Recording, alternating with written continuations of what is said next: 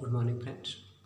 अपन जो अब डिस्कशन करने जा रहे हैं जुर्गेन हैबरमास, ये विवेचनात्मक सिद्धांत के प्रमुख सिद्धांत रखता है। जैसे कि मैं आप लोगों को विवेचनात्मक सिद्धांत के बारे में पहले जो लेक्चर है उसके मैं बता चुका हूँ। उसका जो बेसिक कंसेप्ट है, उसको जो पहली पीढ़ी के जो जितने भी जो थिंकर हैं उसके बारे में व्यापक रूप से डिस्कशन कर चुके हैं। अभी अपन जो इनके माने क्रिटिकल थ्योरी के जो तीसरी पीढ़ी के जो प्रमुख जो थिंकर थे जुर्गेन हैबरमास, उसके बारे में अपन व्यापक रूप से डिस्कशन करेंगे। ये जुर्गेन हैबरमास जो है नेट सेट के एग्ज़ाम के लिए बहुत ही महत्वपूर्ण है, क्योंकि इससे बहुत सारे क्वेश्चन वर्तमान में नेट सेट एग्ज़ाम में और एपी के एग्ज़ाम में पूछे जाते हैं।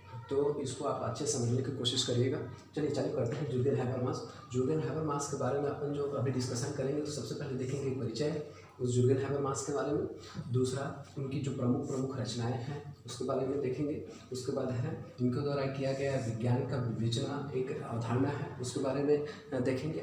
उसके बाद है चौथा, वैधता, इनके द्वारा दिया गया एक वैधता की संकट, उसके बारे में शॉर्टकट में डिस्कशन करेंगे।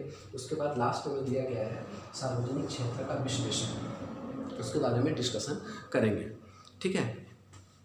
तो जैसा कि आप जानते हैं कि विवेचनात्मक जो थ्योरी है वो क्या है, संघर्ष जो थ्योरी है कार्ल मार्क्स का, उसका एक विस्तृत रूप है और उसको वर्तमान समाज के अनुरूप ढालने का थ्योरी है। ठीक है। तो जुर्गेन हैबरमास जो है वो फ्रैंकफर्ट स्कूल के बारे में पहले बता चुका हूँ। फ्रैंकफर्ट स्कूल की तीसरी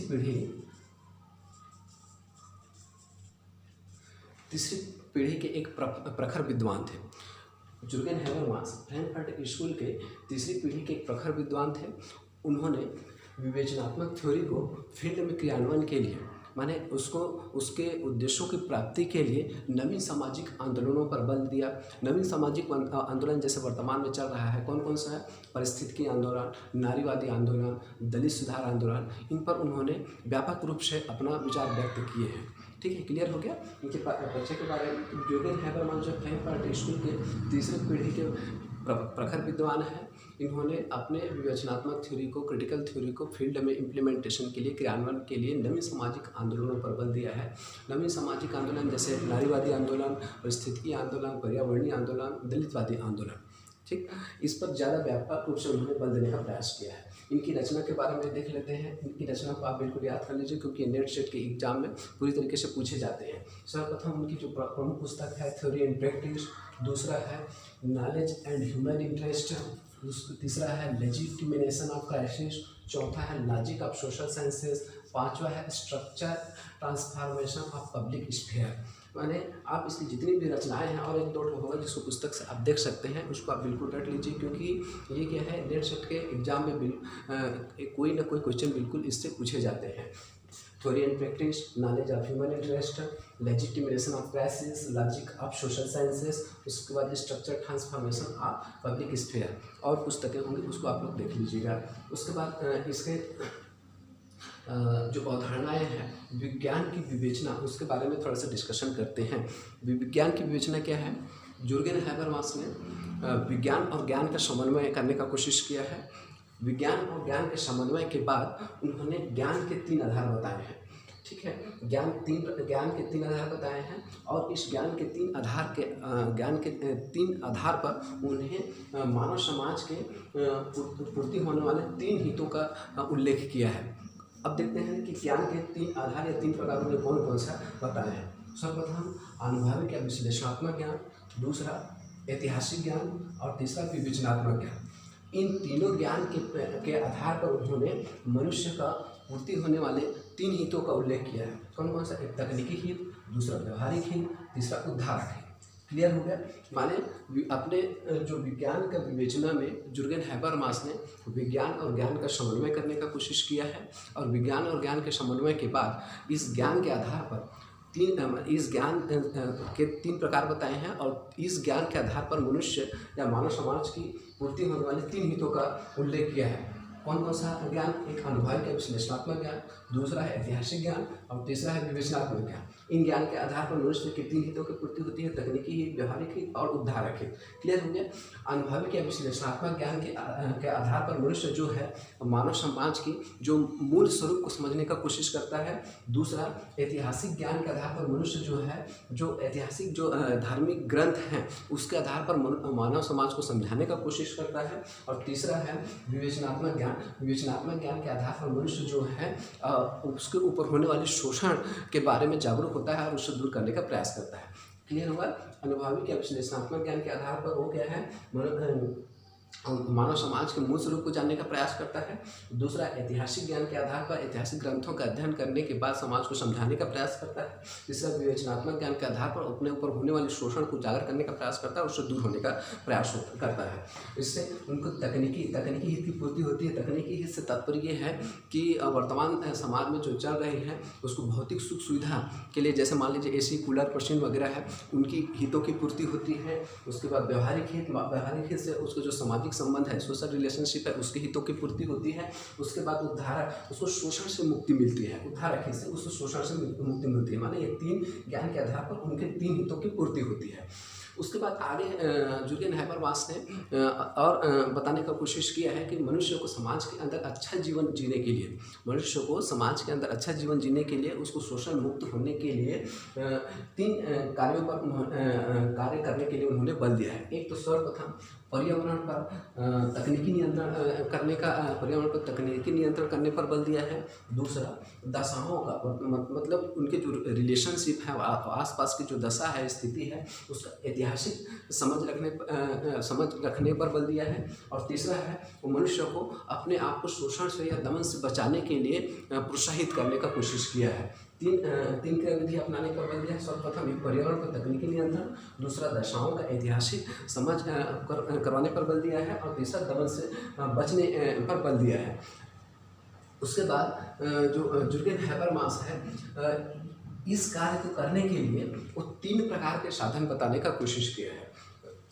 कौन कौन से 3 साधन इसको देखते हैं। माने उन्होंने जो ज्ञान है, हित है, और उस ज्ञान और हित के आधार पर ज्ञान और हित को आपस में समाहित करने के लिए 3 साधन को भी बताने का कोशिश किया है। कौन कौन सा। जैसे अनुभविक ज्ञान है, उससे क्या है तकनीकी हित की पूर्ति होती है, इसके लिए क्रियाविधि को अपनाने पर बल दिया है। ठीक है। दूसरा ऐतिहासिक ज्ञान, और इससे उसकी व्यवहारिक हित की पूर्ति होती है, और ये कहाँ से आएगा बोलता है, ये आएगा भाषा से आएगा बोलता है। तीसरा चीज़ है विवेचनात्मक, इससे उसका शोषण से मुक्ति होती है। इसको एक प्राधिकार को अपनाने पर बल दिया है। ये प्राधिकार के माध्यम से मनुष्य को शोषण होती है, और इस प्राधिकार को वो स्वयं अपने ऊपर लाने के लिए प्रोत्साहित करता है, जिससे उसको शोषण की मुक्ति हो सके। तो इन 3 प्रकार जो जुर्गेन हैबरमास का जो विज्ञान की विवेचना है वो क्या है कि लास्ट में कुल मिलाकर के जो मूल उद्देश्य है विवेचनात्मक थ्योरी की, क्रिटिकल थ्योरी की, आदमी का उद्धार या इमांसिपेशन ऑफ मैन कैसे हो उसको बताने का कोशिश करता है। उसके बाद है उनका अगला जो अवधारणा है वो वैधता की संकट। वैधता की संकट क्या है। जुर्गेन हैबरमास बताते हैं कि जो विज्ञान एवं प्रौद्योगिकी का जो वर्तमान समाज में अत्यधिक नियंत्रण जो चल रहा है, विज्ञान और प्रौद्योगिकी का वर्तमान समाज में जो अत्यधिक नियंत्रण चल रहा है, इसके साथ साथ जो सार्वजनिक क्षेत्र का विकास हो रहा है, इसके अलावा आर्थिक जो क्षेत्र है मानव समाज का, उसमें क्या है गवर्नमेंट का अत्यधिक हस्तक्षेप हो रहा है, जिसके कारण क्या है कि आने वाला जो सोसाइटी है, आने वाला जो समाज है, उसमें उन्होंने 4 प्रकार की जो संकट आएगी उसके बारे में उल्लेख किया है, या उसके बारे में बताने का कोशिश किया है। उसको देखते हैं कि कौन कौन सा संकट उन्होंने बताया है। इसमें इसको आप बिल्कुल देख लीजिए, क्योंकि ये कोई भी माने नेट सेट का एग्जाम होगा तो बिल्कुल इससे प्रश्न किए जाते हैं कि 4 प्रकार के संकट कौन कौन सा है। एक आर्थिक संकट, दूसरा विवेक संकट, तीसरा अभिप्रेरण संकट, और चौथा है वैध संकट।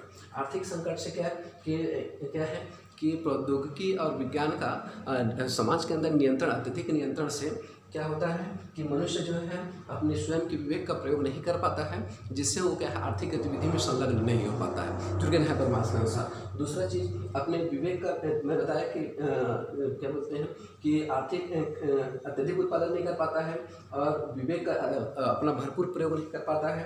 इसके अलावा उसको क्या है अभी प्रेरणा नहीं मिल पाता है, मोटिवेशन नहीं मिल पाता है, और ये सब का फिर वैधता की संकट फिर होने की संभावना होती है। तो उन्होंने 4 प्रकार के वैधता के संकट को बताया है। एक कौन कौन सा? आर्थिक संकट, विवेक संकट, अभिप्रेरणा संकट और वैध संकट।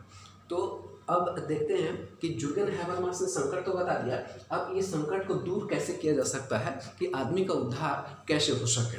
ठीक है, तो इसके लिए उन्होंने सार्वजनिक क्षेत्र का विश्लेषण किया। याद रहे सार्वजनिक क्षेत्र का विश्लेषण उन्होंने अपनी पुस्तक structural transformation of public sphere में किया है। ठीक है, तो इसमें क्या क्या इसको देखते हैं। इसमें यह बताने का कोशिश किया है कि यूरोप में 18वीं सदी में प्रारंभिक चरण में वहाँ के जो प्रारंभिक पारंपरिक जो संस्थाएं होती थी, जैसे क्लब हाउस हो गया, काफ़ी हाउस हो गया, समाचार पत्रों का जहाँ अध्ययन अध्यापन किया जाता था वो वाला स्थल हो गया। इसमें क्या है वहाँ के लोग क्या बहुत सारे लोग एक साथ जुटते थे, बैठते थे, आपस में मेल मिलाप करते थे और अपनी जो समस्याएं हैं उसके बारे में व्यापक रूप से डिस्कशन करते थे। ठीक है, अब ये व्यापक रूप से जब डिस्कशन करते थे तो उस स्थिति में उसका समाधान के बारे में भी व्यापक रूप से डिस्कशन करते थे, और जिससे क्या है उस समय में उसी स्थल पर जहाँ पर सार्वजनिक क्षेत्र में ही जब सब लोग एक साथ मिलते थे तो वहाँ जो उनके अंदर या उनके समाज में प्रारंभ होने वाली समस्याओं के बारे में उन लोग निदान का भी उपचार या निदान का भी थ्योरी खोज लेते थे। ठीक है, तो ये सार्वजनिक क्षेत्र का उनका विश्लेषण है। जो आने वाले समय में ये जो आर्थिक संकट है, विवेक संकट है और अभिप्रेरण संकट है, उस संकट को इस सार्वजनिक क्षेत्र के माध्यम से इस आने वाले संकट को दूर किया जा सकता है, ऐसा जुर्गेन हैबरमास का विश्लेषण है। तो वो क्या है माने चूँकि ये संकट आने वाला है इसलिए इस संकट को सार्वजनिक क्षेत्र जो के माध्यम से वो दूर करने का प्रयास करता है। जैसा कि पहले यूरोप में 18वीं सदी में किया जाता था कि उनके जो छोटी मोटी समस्याएं हैं उसको अपने उस सार्वजनिक क्षेत्र के माध्यम से दूर कर देते थे, वैसा ही अब आने वाले संकट को दूर करने के लिए वो सार्वजनिक क्षेत्र के पुनर्जीवन पर जो वर्तमान में विज्ञान और प्रौद्योगिकी के सोसाइटी के अंदर नियंत्रण के कारण बंद हो चुका है, गवर्नमेंट के आर्थिक क्षेत्र पर अत्यधिक कंट्रोल करने से जो सार्वजनिक क्षेत्र का दमन हो चुका है उसको पुनः स्थापित करने पर बल देता है। तो n प्रकार में जुर्गेन हैबरमास जो कि क्रिटिकल थ्योरी के तीसरी पीढ़ी के प्रखर विद्वान थे, वो भी जो संघर्ष की जो थ्योरी है कि आदमी का उद्धार उसको कैसे फील्ड में इम्प्लीमेंटेशन किया जाए, उनको फील्ड में कैसे कार्यान्वित किया जाए, वो अपने सिद्धांत के माध्यम से बताने का कोशिश करता है। Thank you.